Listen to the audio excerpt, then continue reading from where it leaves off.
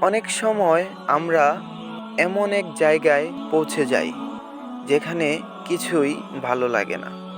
বাহিরে সবাই ভাবে তুমি ঠিক আছো, কিন্তু ভেতরে তুমি ধ্বংস হয়ে যাচ্ছ। রাতে ঘুম আসছে না, বুকের ভেতরে চাপ, কাউকে বলা যাচ্ছে না।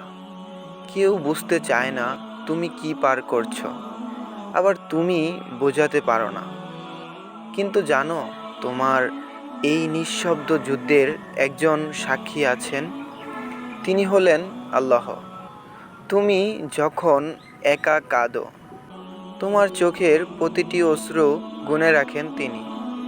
যখন তুমি মুখে কিছু বলো না, আল্লাহ জানেন তোমার অন্তরের ব্যথা।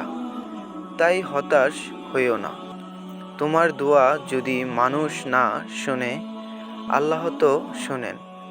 রাতের গভীরে যখন তুমি সিজদায় মুখ রাখো, তখন কোনো শব্দ না করলেও সেই সিজদা তোমার ব্যথার সাক্ষী হয়। তুমি শুধু আল্লাহর সামনে নিজের কষ্ট খুলে বলো।